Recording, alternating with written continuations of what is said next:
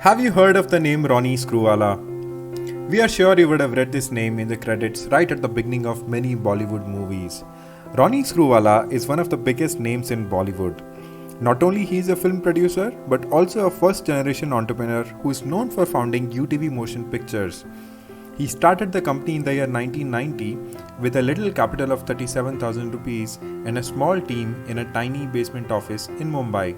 Over a career spanning 35 years, he has constantly demonstrated the rare combination of creativity and innovation, which coupled with a strong business acumen has led him to revolutionize multiple industries and still continues to go about it. Ronnie has been named on Esquire's list of 75 most influential people of the 21st century. He has been listed as one of the 100 most influential people in the world by the Time magazine. He was also listed as Asia's 25 most powerful people by the Fortune magazine. Hi, welcome to Skyshot, a place where art lovers come to get inspired. Today, we are going to tell you 10 things you did not know about Ronnie Screwvala. Number 1. Ronnie's entrepreneurial journey started at age 10. Ronnie was born to a Parsi family and he grew up in a small apartment on Grant Road, Mumbai, which was located just opposite to one of city's top movie halls. The hall hosted red carpet premieres of movies and therefore always had glamorous personalities from the likes of Amitabh Bachchan to Rajesh Khanna to Waida Rahman visiting the place. His veranda was an ideal vantage point for people to gawk and take pictures of their favorite movie stars. Ronnie saw an opportunity in this and sold tickets to people to stand in his balcony. He even wanted to sell snacks to the visitors, but the food service idea was shot down by his grandparents. His age at that time, he was 10 years old. At the same age, his entrepreneurial spirit propelled him to organize events in the society with the local kids and made some money out of that too. Guess what he did with his first earnings? He rented a bicycle and took a girl he had a crush on out on a date. When he was 18, he along with his friends organized a rock concert, a first of its kind in Bombay both in terms of theme and scale. Though the concert was a hit, but the friends lost close to 50,000 rupees due to incorrect ticket pricing, it took Ronnie more than a year to pay back his share of debt. Number 2. Ronnie brought the laser toothbrush technology to India. In the early 1980s, Ronnie took a trip to the UK to enhance his television anchoring skills. His father worked in a personal care company and was visiting London around the same time as Ronnie. He was to visit a toothbrush manufacturing plant and invited Ronnie to tag along with him for a factory tour. During the tour, Ronnie's eyes caught attention of two machines that were soon to be decommissioned and sent to scrap. After knowing that the machines could still produce top quality toothbrushes for the next 10 years or more, Ronnie did some quick calculations in his head and with his intuition made a bold offer of buying the machines and ship them back to India. This is when he had zero money, zero knowledge of the personal care industry and no clients. Over the next 4 months, he worked hard to get many brands like P&G and Colgate interested in buying toothbrushes from him, which helped him to loan an initial capital from the banks and a company was born. The company manufactured and sold more than 5 lakh toothbrushes in its first year. Number 3. He's the man responsible for bringing the cable TV revolution to India. Ronnie has been a pioneer in many industries, one of them being cable TV. In 1980s, he introduced the cable TV to Indian audiences at a time when there was only Doordarshan, and therefore it was hard to explain cable TV or choice to Indian consumers who have never held a TV remote in their hands, never changed a channel.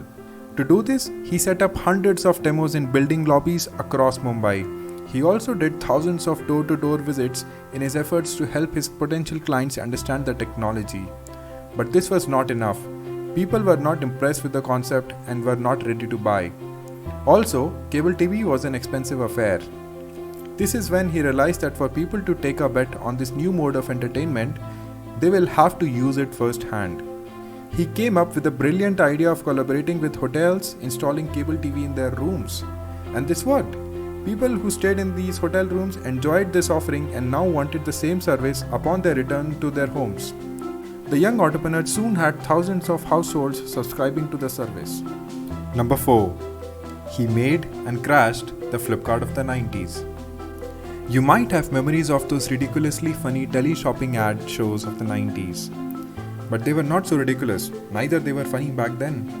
At a time when internet was just introduced and making online payments using credit or debit cards did not exist, Ronnie with his company TSN introduced this new concept of virtual shopping where people could buy products they had just seen on TV using telephones and get them home delivered. Guess what was the most sold product? Shoes? Nope. Clothes? Nope. A roti maker. Yes, the demand of a roti maker was so high that the supplier could not even produce enough. After early successes and broad expansion, TSN took some major losses due to some bad business decisions, one of which was introducing online shopping on the internet, which was too early for that time. Also, Ronnie's divided attention between TSN and movie production business that he had just started led to TSN's downfall.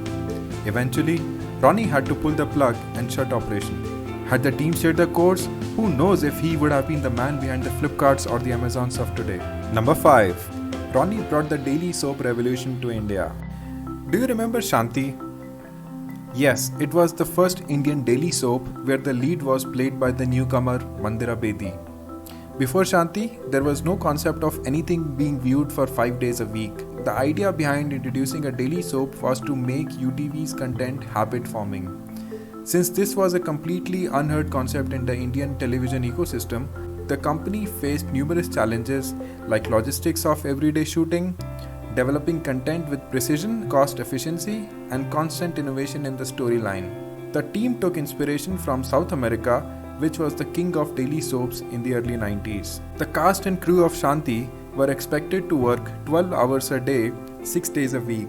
If this was not hectic enough, the cast was expected to come prepared with the dialogues for the next day's shoot. All this for 1 year straight without any breaks. UTV has produced or distributed close to 50 movies, most of which have been big box office successes. But do you know what was the first movie that UTV produced? It was Dil Ke Jharunko Mein. We are sure you would have never heard of the name of this movie, and even if you have heard of it, definitely not seen it. It's okay, nobody saw it. Made at a humongous budget of 10 crore rupees, it was the biggest flop of the year. This may have been the end of the story for Ronnie and UTV, but he stayed the course and the rest is history. Number 6. For Ronnie, it's always been about people. A few years into running UTV, Ronnie was looking to expand and scale the movie production business, but this would not have been possible without an outside investment of money, expertise, and resources. Ronnie wanted UTV to have an independent identity, and therefore, with an initial reluctance, he started looking to find the right partner to produce movies together. Ronnie always believed that the most important assets of any company are not money, neither technology, but its people. In his trademark style of working with the best of the colleagues and partners, his first phone call went to Yash Chopra. He informally pitched the idea to Yash Chopra, but he was humbly rejected. Next stop was Amitabh Bachchan. After a couple of detailed meetings, things did not work out there as well. This is when Ronnie considered exploring potential partnerships with Hollywood studios.